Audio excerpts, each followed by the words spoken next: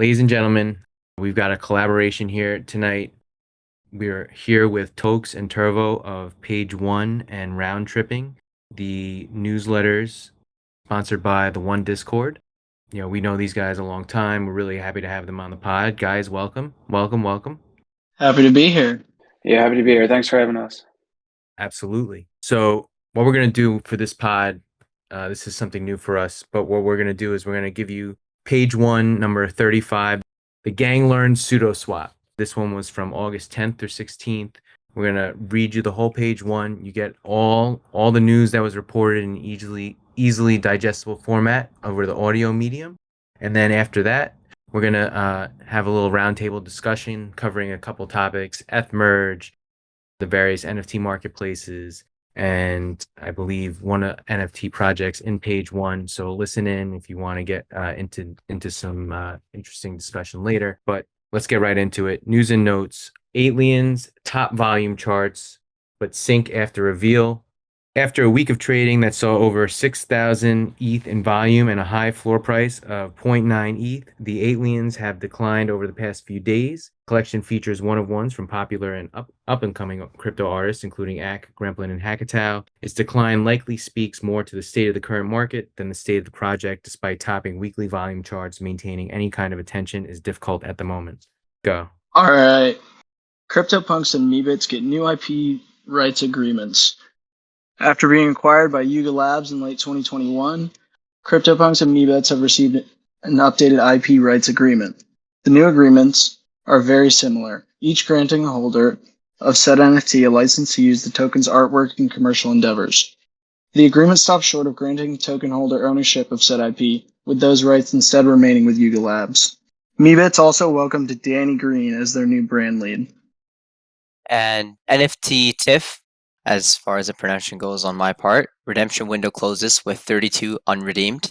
Tiffany's debut NFT project has been an interesting ride. After minting for 30 ETH, the project quickly went below mint on secondary markets. While anyone could mint an NFT TIFF, only CryptoPunk holders could redeem the token for a real pendant, and they only had 1 week to do so. This constricted timeline certainly contributed to their secondary price. 218 of the 250 tokens were redeemed for the pendant, leaving 32 unredeemed. It's unknown whether these unredeemed NFT TIFFs will hold some kind of utility in the future, but for now it leaves their strategy looking a bit questionable. The potatoes in meme land will soon grow. In a tweet posted last Friday, Meme Land shared a few more details about the upcoming Stake to Win feature of the Potatoes collection. The contract is ready pending an audit, and their website has been updated with a new dashboard and a variety of FAQs. Holders will stake their potatoes without transferring their tokens, similar to Moonbird's nesting. Earn tickets for the weekly prize draw and evolve them into this next stage. The 9gag CEO also confirmed a recently created Twitter account, Petsland, is related to Memeland, but did not share any other details. Expect potatoes staking to go live sometime this week. Pudgy Penguins pick toy store representatives. Holders were welcome to submit their penguins to be considered for use in the first collection of Pudgy toys a few weeks ago. The team has selected which penguins will be part of the collection, all of which will be directly licensed from holders who own their IP. Alongside this announcement, the team airdropped the second Soulbound token. This token, called a Pengu Pin, was airdropped to the 16 penguin holders chosen to participate in the toys collection. The Pudgies are leading the way in creating on-chain identity with Soulbound tokens, and price go up recently too. Alter State Machine begins minting Gen 2 brains. ASM, one of the leaders in AI-infused NFTs, released their newest feature yesterday. Holders can now mine Gen 2 brains by combining ASTO and LP tokens.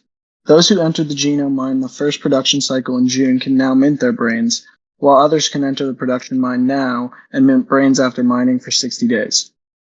ASM is an intricate ecosystem with a variety of moving parts. Check out the links in this post to read more. Pseudo Inu and Pseudolits headline the pseudo meta. After a weekend of debates regarding PseudoSwap's lack of royalty fees for artists, a variety of pseudo-themed projects took off on the AAM marketplace. Pseudo Inu is exactly what it sounds like, an altcoin LARPing as an NFT, complete with matching token art for the whole set. Pseudolets are a bit more interesting, a bizarre collection of geometric Pokemon-esque beasts. There isn't a whole lot to either project yet, but their success has already spawned a variety of copycats hoping to entertain those who missed out. If you hadn't heard of SudoSwap by now, you certainly will after this week. All right, and now we're going to switch over to upcoming launches. First, we have Finalier. It's a living NFT that gets sad when you lose money. When Ethereum goes up, Finaliers are happy. Price oracles allow them to respond to fluctuations in the performance of their underlying currency. Their designs range from miniature knights to personified elements of fire and rain. Ed Fornelise, an artist who usually works with more traditional means, imagined the concept while at a residency program in 2016 and released the first 1,800 out of the 10,000 total collection in January. The allow list mint takes place Thursday at 12 p.m. That's Thursday, August 18th. Huxley expands Avatar selection with Humans Collection. The big budget sci-fi universe will release its second Avatar collection in phases starting August 17th. Each Huxley robot holder can claim one human, while the remaining 1,000 tokens can be claimed in exchange for one Genesis token. Genesis tokens were acquired by Burning Comics, and check out more of their tokenomics at the bottom of the page 1 as well. Ranga will hold a raffle for their remaining supply this weekend. Holders of the Art of Seasons by artist Dirty Robot first received their Ranga black boxes about 2 months ago. During that time, the team has begun crafting the Ranga universe through a comic on Twitter.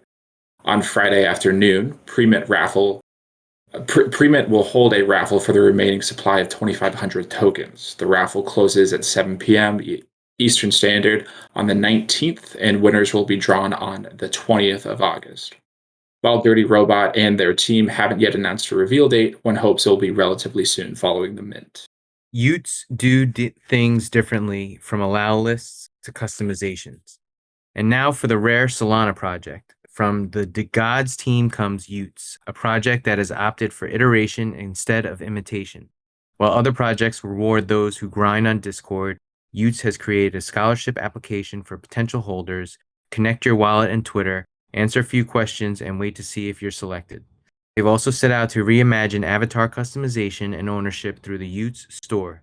Artists can submit custom traits to the Utes store where, if chosen, they will be sold for a limited time, with artists collecting a percentage of the sales revenue.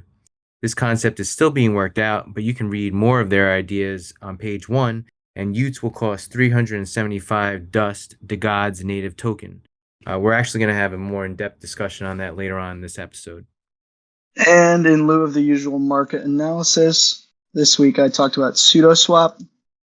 SudoSwap, the on-chain marketplace. SudoSwap is an on-chain AMM marketplace.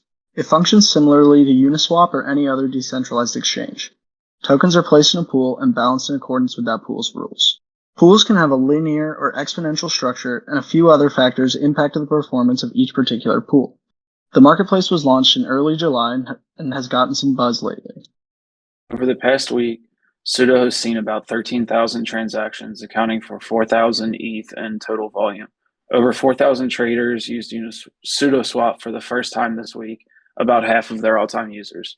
Compare these numbers to X2, Y2, the marketplace currently leading the race for second place, which saw 8,000 ETH of volume from 40,000 transactions. While Sudo may not keep up in this pace, it's easy to imagine them becoming a true competitor, especially considering they've not yet been integrated with aggregators like Gem and Genie. SudoSwap also has a lot of growing to do, both on the technical side and the community side. Since someone must make a pool before a collection can trade on Sudo, many collections aren't available there. Over the weekend, users participating in mints through Sudo piled up failed transactions, whether this is due to user error, pool design errors, or backend issues. It reemphasized that NFT AMMs are still rather uncharted territory that might need some patching up. Still, it will be exciting to watch this develop over the coming months. Changing topics to other stuff that happened this week in NFTs, G-Money discussed his upcoming luxury fashion label with Vogue Business. Premint implemented 2 changes to reduce botting. Proof Grails 2 claims went live the other day, and Shinsi Galverse published their latest edition of their manga. And in general news, Ethereum merge is scheduled for September 15th, 16th. Gem plans to add SudoSwap in the next rollout of upgrades. Magic Eden by ApeCoin proposal ruffles some feathers. Pinata and NFT infrastructure company raises 21.5 million. PwC publishes a 2022 metaverse survey, and OpenSea introduces new policy for stolen assets. If you enjoyed this and you want to learn more, obviously go to page 1. You'll see the link in the show notes. But thank you for sticking with us so far, guys.